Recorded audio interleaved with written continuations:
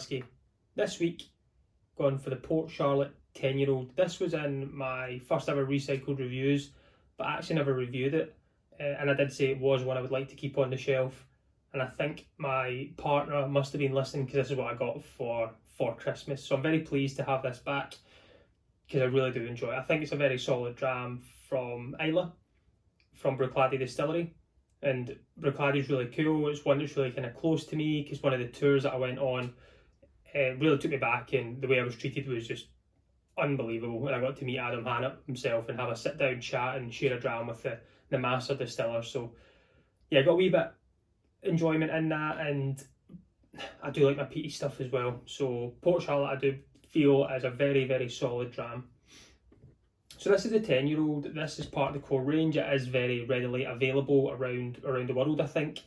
I'm going to pour it in the glasses now. I'm going to put the wee topper back on it because it is peated. It does fill the room, which is great. Get this in the glass. Just picked up any glass tonight, and I have a Wolfburn glass. So I'm going to put the wee lid back on. I'm just going to let that sit for a wee second or so. Just kind of go through some of what Bruichladdich do. So Bruichladdich have been in, I wouldn't say wars, but they've been open, closed, and open. And they've been staying open. And I think the Port Charlotte kind of came back to life in 2006. So they do have three expressions, Bruichladdich. They've got Bruichladdich, which is unpeated. So if you ever see Bruichladdich, unpeated, always unpeated. Port Charlottes are heavily peated at 40 ppm, so parts per million or phenols per million. And then Octomore can vary from crazy amounts of phenol to the kind of 60s up to the 80s, kind of looking at the Ardbeg stuff range there, like their standards. So this is always going to be 40 ppm.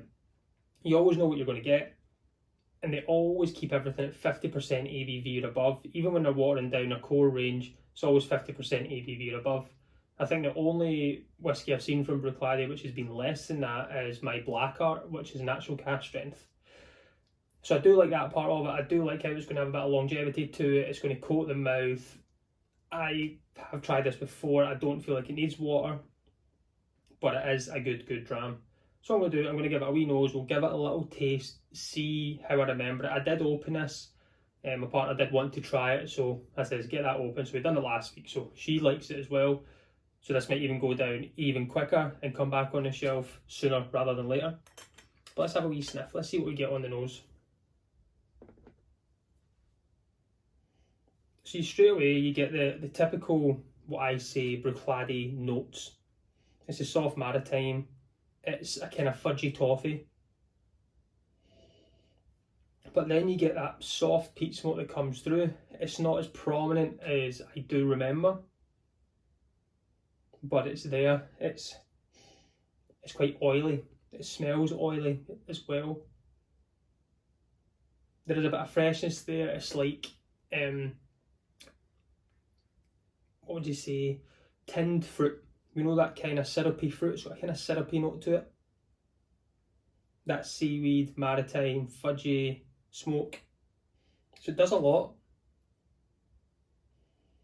Enough chat, let's try this one. Slant you, folks.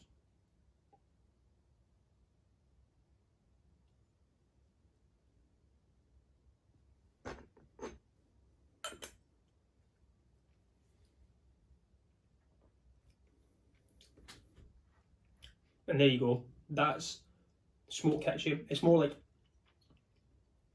ashy smoke. The end of the fire, and it's quite ashy. It's not a burning smoke, a burning wood. Ashy, soft. A kind of white pepper on it, so it's not that aggressive pepper, that aggressive spice. It's a kind of white pepper I get from it too. The sweet notes are sticking around. A little bit chewy, which I like, so it's got a lot of life to it. It's quite thick and bold and out there. The whisky itself, well, the branding, the only issue I have with the branding is I can't see the colour. Don't know what the liquid is inside here, if it is going to be dark, if it's going to be light or anything, which is a little bit frustrating. Natural colour, unchill filtered. I think I binned the tin. I did have the tin, but the tins are quite bulky, and they're not shelf appropriate. They take up too much room, so I can't get other whiskey in my cabinet. But this is good whiskey. I think you can pick this up readily for round about the £50 mark. 50% ABV, so you're getting £1 for every ABV, which is okay. It's 10 years oak maturation. The majority of its time has been in bourbon. I think there's a little bit of wine or a cognac influence in there at the very end of the maturation or something I think I read up on. But the other thing with Bruichladdich is, even with their 3 Bruichladdich, Port Charlotte, Octomore, Bruichladdich, throughout the year, 50% of the malting goes to Bruichladdich, 40% of the malting goes towards Port Charlotte, and 10% only goes towards Octomore. So you're going to get more unpeated whiskey per se on the market from Islay compared to peated stuff from Bruichladdich, which I thought was quite strange. Being from Islay, you always think everything has to pack a punch, but then you look at Bunnahabhain, lightly peated. So I can see they're hitting everyone. I think you don't like peat, Bruichladdich. You like peat, Port Charlotte. You like peat even more on a crazy scale, Octomore. So they are hitting all types of palates, which is good. I just really enjoy this. I think this is one I can always reach to if I'm not sure. I feel like a bit of a peaty whiskey tonight, but I'm not too sure what I'm after. I'm always going to reach for this. I think this is a kind of go-to, solid enough, easy to reach for. I know what I'm going to get every single time, and it is just absolutely solid. This is one I know, and you don't see me add much water to, but this is one I know I don't like water with. I have tried it with water, I just like it as it is. I don't think it tastes like 50% ABV. It does taste a little bit less than that. You don't get an alcohol hit from it. Not much has changed yet, even just having that back on.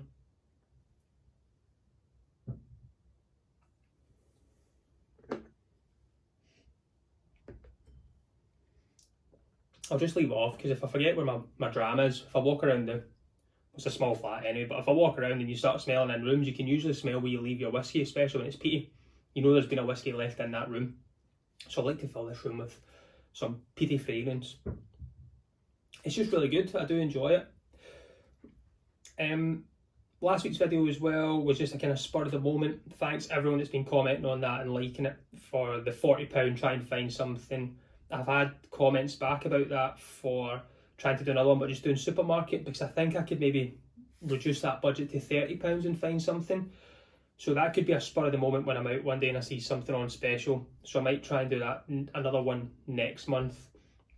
And at the end of this video, I'm going to do a wee minute or so on my whiskey of the year for last year. I don't want to do a big video about it and waste 10 minutes or so. I'll just do a wee thing at the end of this video. So it'll be in a wee extras. I'll do a wee goodbye to you all as always, and then I'll do a wee bit right at the end just to show you what my whiskey of the year was and why.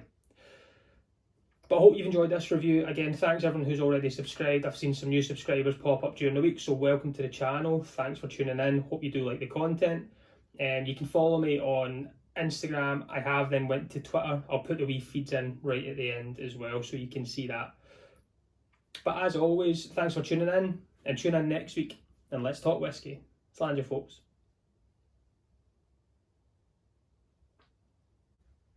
So if you've hung on for the wee extras, this was my whiskey of 2020. I had a big think about it. I wasn't too sure, and then when I went back to a whiskey that I hadn't tried for a while, it was in the back of the cupboard that I did forget about because I knew I did like it at the time, so I kind of hid it a little bit. I then tried it and I thought, yeah, this is hands down my whiskey. And the reasons for it is it's completely different.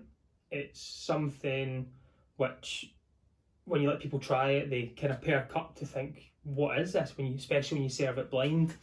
And it's just got so much going on. It is just such a completely different take on whiskey and what I expect it to be. So my whiskey of the year, if you can't tell already in the glass, well, if you can tell, I'll be very surprised. But my whiskey of the year is this. It's a Octomore Ben Nevis 2015. So it was distilled in 2015 and bottled in 2020. You would think that's 5 years, but it's just not made its full life to the 5-year maturation process. So 4 years in a sherry hogshead, 47.5% ABV, natural colour. And this stuff is awesome. I tried to hunt for an extra bottle. This is all I've got left from it. It's not too much, a few drams, but it's dirty, it's different, it's dunnage, wet, fudgy, sweet brown sugar, iodine type. It's quite sterile.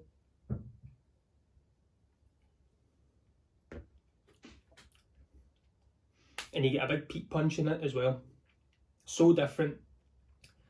I wouldn't say it's like sulphur. Yeah, sulphur. Like it's so different, and I like that about whiskey. I love something that just perks me up, and I don't know what I've got, and I really enjoy it. So this is one I like to sip and just take back. So I've been hunting for another bottle. When I did buy this for me was £38, I think I paid for it. Hunting online everywhere, and then I found another one, because there's only in the world 900 bottles, so I was able to get another one. Paid £50 I think this time, or 48, which is absolutely fine. I'm happy with it. So got my favourite whiskey and I've got a backup for it.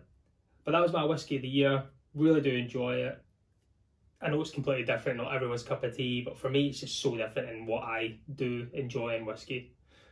So again, if you've hung on, thanks for that. Tune in next week and see what else we can review. Have a great weekend, folks. Thank you.